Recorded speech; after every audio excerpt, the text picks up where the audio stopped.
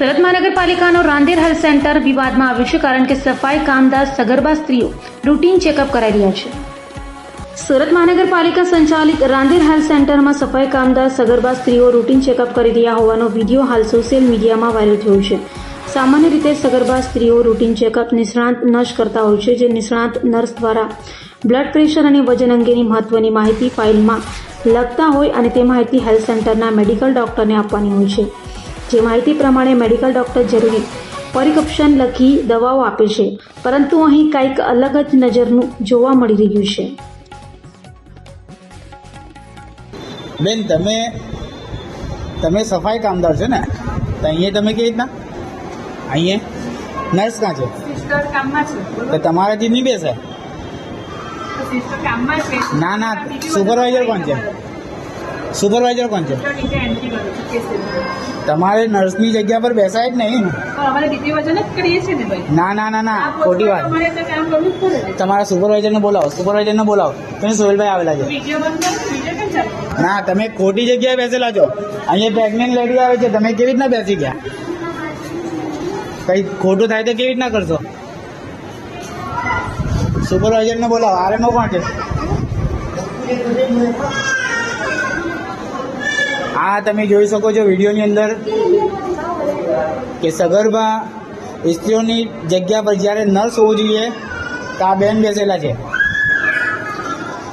આ Rander health centre છે। આપણે સ્ટ્રેચરની માંગ કરી હતી, એટલે સ્ટ્રેચર માટે હું અહીં આવ્યો। તમે જોઈ શકો છો આ સગર્ભા સ્ત્રીઓની જે ડિટેલ લખવાની હોય એની અંદર નર્સ હોવી જોઈએ, જેમણે જીએનએમ કરેલું હોવું જોઈએ। અને આ બેન બેસેલા છે જે સફાઈ કામદાર તરીકે રાંદેર હેલ્થ સેન્ટરની અંદર છે। બેન, તમારું નામ?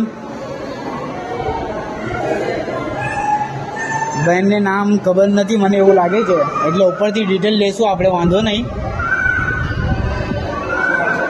સિસ્ટર, તમારે ક્યાં બેસવાનું હોય? તમે કેમ અહીંયા નથી? તમે બેસો, તમારી જગ્યા પર તમારે બેસવાનું।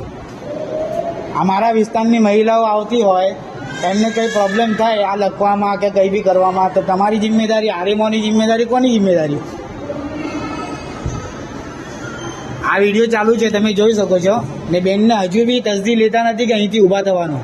હવે એમની પર કોનો હાથ છે મારે જોવાનું। આરએમઓને બોલાવો।